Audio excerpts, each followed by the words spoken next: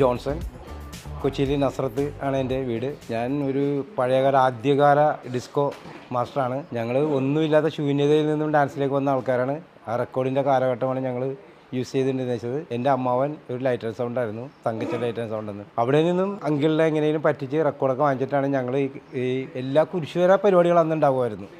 ആ കുരിശുവര പരിപാടിക്ക് അവരുടെ കാല് പിടിച്ചിട്ട് ഞങ്ങൾ പോയി സ്റ്റേജിൽ കളിക്കും.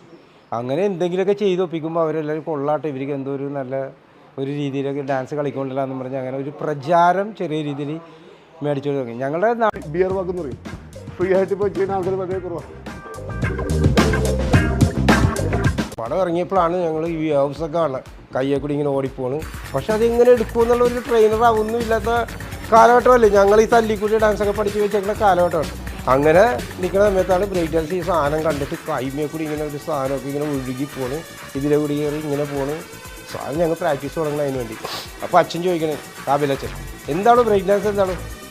അച്ഛാ, ബ്രേക്ക് ഡാൻസ് എന്നൊരു ബ്രേക്ക് ഓഫ് ഡാൻസ്, നിങ്ങൾ എന്താണ് ചെയ്യണ സാധനം, ആ സാധനം നിർത്തി ചലിപ്പിച്ച് ഇങ്ങനെയൊക്കെ കാണിക്കലാണ് ബ്രേക്ക് ഡാൻസ് എന്ന് പറയുന്നത്.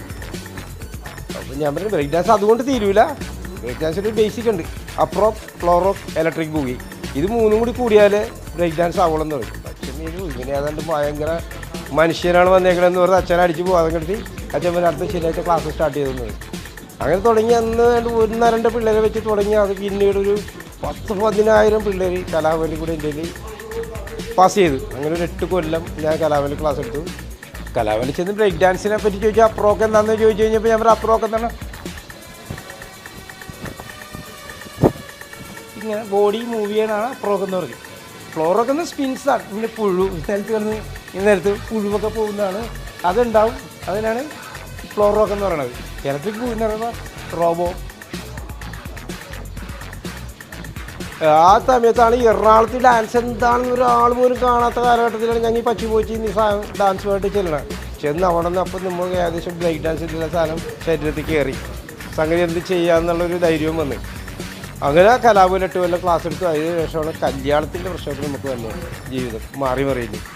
അങ്ങനെ കല്യാണം കഴിച്ചു കഴിഞ്ഞപ്പോൾ എനിക്ക് തോന്നി ഞാൻ ഇതുമായിട്ട് നടന്ന പത്തവോ എന്നുള്ളൊരു ചിന്തകളൊക്കെ ഒരു 30-ആം വയസ്സിൽ തന്നെ അലട്ടാൻ തുടങ്ങി. അങ്ങനെ കല്യാണം കഴിഞ്ഞ് 1 മാസം കൂടി കലാഭവനിൽ ക്ലാസ് എടുത്തു. മാറി മാറുന്ന ജീവിത സാഹചര്യങ്ങൾ വെച്ചാൽ നമുക്ക് ഞങ്ങൾ പലരിക്കും ഇതിൽ നിന്ന് വിട്ടു നിൽക്കേണ്ടി വന്നു. അങ്ങനെ നീണ്ടൊരു ഇടവേള 20 വർഷം മാറി നിൽക്കേണ്ടി വന്നു. അതിനുശേഷം വീണ്ടും 2023 ഞങ്ങൾ വീണ്ടും റീസ്റ്റാർട്ട് ചെയ്യണം. ആ മൂൺ വോക്കർ എന്നുള്ള സിനിമ കണ്ടപ്പോൾ ഒന്നുകൂടി ആ പഴയ കാലഘട്ടത്തിലേക്ക് ഞങ്ങൾ അങ്ങോട്ട് പോയി. ശംഖ് കത്തിപ്പോൾ ആ ലാസ്റ്റ് 20 മിനിറ്റ് സഹിക്കാൻ പറ്റാത്ത സീനാണ്. ആ കോമ്പറ്റീഷൻ മൂഡ് ഭയങ്കര മൂടെന്ന് ഭയങ്കര മൂടാണ്. കരഞ്ഞു പോയി ശരിക്കും. ഞാൻ തിയേറ്ററിൽ ഇരുന്നിട്ട് വിറക്കണമായിരുന്നു. അത്രയും ഒരു വേരിയേഷൻ എനിക്കുണ്ടായി. ആ എൻ്റെ ഒരു പഴയ കാലഘട്ടം. സെബി ചേട്ടൻ, ആൻഡി ചേട്ടൻ, ജോസി ചേട്ടൻ, പിന്നെ മണി, മുരളി, അങ്ങനെയുള്ള കുറേ ബാച്ച് ഉണ്ട്. അവരുടെ മുമ്പിൽ ഞങ്ങൾക്ക് ഇവിടെ കാണാൻ പറ്റുക, ഇവരുടെ ഡാൻസ് എടുത്ത് കാണാൻ പറ്റുക എന്നുള്ളതൊക്കെ തന്നെയാണ് ഞങ്ങൾക്ക് വലിയൊരു സംഭവം. അതിൻ്റെ എക്സ്പെഷ്യലി വളരെ എന്തൂസിയാസ്റ്റിക് ആയിട്ടുള്ള ഒരു മാസ്റ്ററാണ് ബിജു ചേട്ടൻ. What a man, the real hero എന്നൊക്കെ വേണമെങ്കിൽ പറയാൻ ഞങ്ങൾക്ക്. കാരണം നമ്മളൊരു ഒട്ടുമിക്ക പരിപാടികൾ ഒരു പുറത്താണ് എന്ന് നമുക്ക് കാണാൻ പറ്റാറില്ല. പക്ഷെ ഇവർ തിരിച്ച് ഒരു വലിയൊരു കപ്പായിട്ടാണ് വരുന്നത്. ഇപ്പം അന്നത്തെ കാലഘട്ടങ്ങളിൽ പൈസ എന്നുള്ളത് വളരെ തുച്ഛമായതും അന്നത്തെ കപ്പിൻ്റെ വലിപ്പമാണ് കൂടുതൽ. ഇന്നിപ്പോൾ നേരെ തിരിച്ചായി എന്നുള്ളതാണ്. അപ്പോൾ ഈ വലിയൊരു കപ്പുമായിട്ട് വന്നിട്ട് അവർ പിറ്റേ ദിവസം ഇവിടെ ഇത് ആഘോഷിക്കുന്ന ആ ഒരു ആഘോഷ ദിവസം ഞങ്ങൾ സ്കൂളിൽ പോകാറില്ല. അന്ന് ഇവിടെ ബീച്ചേട്ടനും ഇവരും ഒക്കെ ആയിട്ട് ഫ്രണ്ടിൽ ഡാൻസും പാട്ടും മേളവും ഒക്കെ ആയിട്ട്. അപ്പോൾ ഞങ്ങൾ എൻ്റെ പേര് ജോസി. ഞാൻ 93-ലാണ് ഡാൻസ് ആരംഭിച്ചത്. അതിന് തുടങ്ങാനുള്ള കാരണം എന്ന് വെച്ചിട്ടുണ്ടെങ്കിൽ ഞാൻ ഈ വീട് വാങ്ങിച്ച് ഒരു ഒരാഴ്ച കഴിഞ്ഞപ്പോൾ ഞാൻ ആ ആശാനൊക്കെ തൊട്ടപ്പുറത്ത് തന്നെ തൊട്ടടുത്ത് തന്നെ വീട്.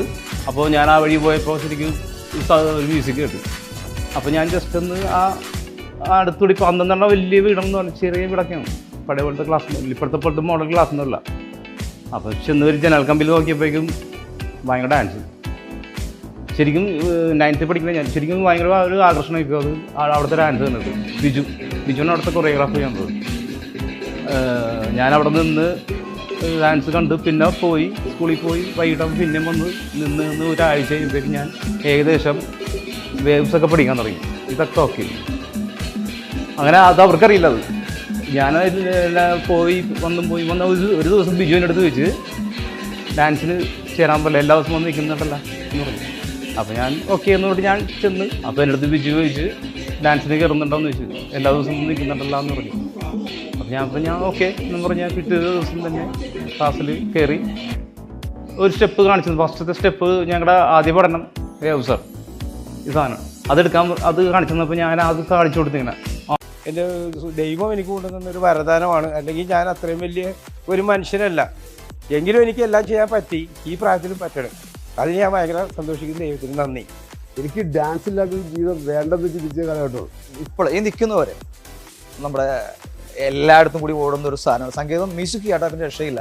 എവിടെയായാലും പരിസരം നോക്കാറില്ല, അവിടെയും നമ്മൾ പെർഫോം ചെയ്യും. നമ്മൾ ചെറുപ്പമായിക്കൊണ്ടിരിക്കും ഡാൻസിൻ്റെ മനസ്സിൽ വന്ന് കളിച്ച് അത് പ്രാക്ടീസ് ചെയ്ത് ഞങ്ങളുടെ ലൈഫിന് മൊത്തം ഡാൻസ് തന്നെ. കാലത്ത് സുംബ ക്ലാസ്, വൈകിട്ട് ഡാൻസ് ക്ലാസ്, പിന്നെ അതിൻ്റെ ഇടയിൽ ഞങ്ങൾ ജോലിക്ക് പോകും. ഡാൻസിൻ്റെ സംഭവം എന്നുണ്ടെങ്കിൽ ശരിക്കും പറഞ്ഞിട്ടുണ്ടെങ്കിൽ നമ്മുടെ മനസ്സിനെ എല്ലാം നല്ല പ്രോഗ്രാമിനൊക്കെ പോകാൻ തുടങ്ങി, കോമ്പറ്റീഷനൊക്കെ പോകാൻ തുടങ്ങി.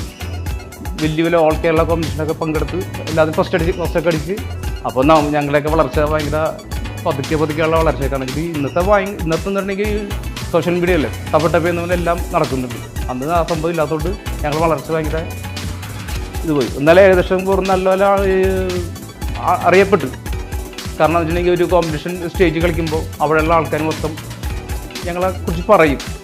ഡാൻസ് എന്ന് പറയുമ്പോൾ എൻ്റെ ഒരു പാഷനാണ്. എൻ്റെ മനസ്സിലെന്ന് പറഞ്ഞാൽ എന്ത് പറയാനും എനിക്ക് പറയാൻ വാക്കുകളില്ല. അത്രയും കൂടുതൽ സന്തോഷം എന്താണെന്ന് വെച്ചിട്ടുണ്ടെങ്കിൽ എൻ്റെ കുട്ടികളുമായിട്ട് നമ്മൾ പ്രാക്ടീസ് ചെയ്ത് നമ്മൾ ചെയ്യുമ്പോൾ അതിൻ്റെ ഒരു സംഭവം എനിക്ക് മനസ്സിൽ പറയാൻ പറ്റില്ല. അത്ര ഒരു ആവേശം